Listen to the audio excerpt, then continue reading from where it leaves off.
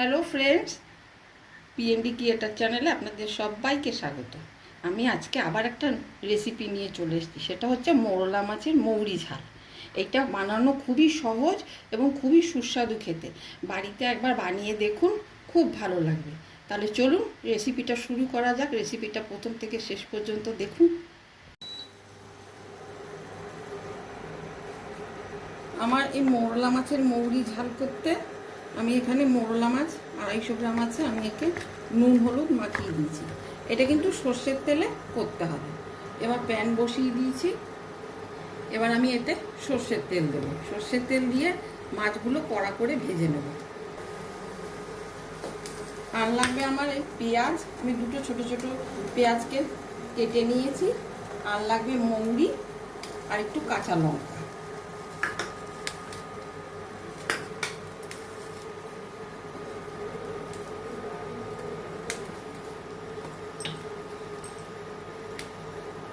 কড়াইতে সর্ষের তেল দিয়ে দিয়েছি।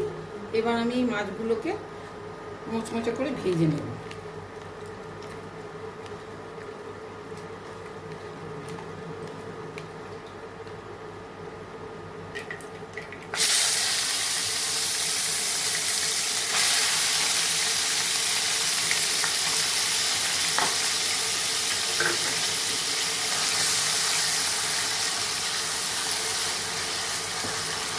এই মাছগুলোকে আমি এখন কড়া করে ভেজে দেব। এবারে আমি এই মৌরি আর কাঁচা লঙ্কাটা বেটে নেব। এই যে মাছগুলো আমি কড়া করে ভেজে নিয়েছি। এবার এইগুলো আমি তুলে নেব।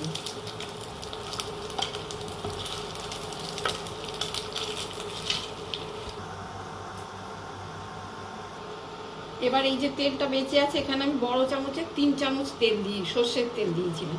এবার এই যে তেলটা বেঁচে আছে, এর মধ্যেই আমি 5 ফোড়ন, 2টো শুকনো লঙ্কা, 3টে কাঁচা লঙ্কা ফোড়ন দেব। এবার এই যে পেঁয়াজ কুচি করে রেখেছিলাম, এবার এই পেঁয়াজটা দিয়ে দেব।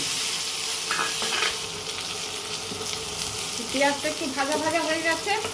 এবার আমি এখানে বড় চামচের 2 চামচ মৌরি বেটে রেখেছি কাঁচা লঙ্কা দিয়ে। এবার এইটা দেব।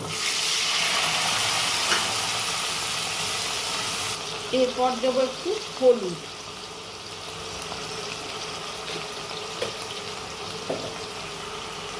তারপর দেব পরিমাণ মতো লবণ, এরপর দেব সামান্য চিনি, এখন দেবো একটু লঙ্কার গুঁড়ো। এইটা আপনারা ইচ্ছা করলে দিতেও পারেন, নাও দিতে পারেন, যার দরকার নেই দেবেন না, আমি দিয়েছি। এবার আমি মশলাটা আবার কষানো হয়ে গেছে। এবার আমি এর মধ্যে দিয়ে দেবো একটু জল, এগুলো দিয়ে দেবো।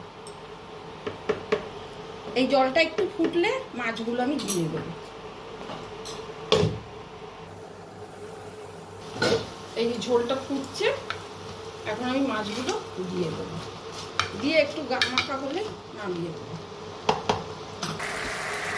এই যে জলটা শুকিয়ে এসছে, গা মাখা মতন হয়ে গেছে। এখন আমি এটাকে নামাবো। এই যে মোরলা মাছের মৌরি ঝাল একদম রেডি, পারফেক্ট। খুব সহজ রান্না, কোনো ঝামেলা নেই। একবার বাড়িতে বানিয়ে খেয়ে দেখুন, তারপরে আমাকে কমেন্ট করে জানাবেন।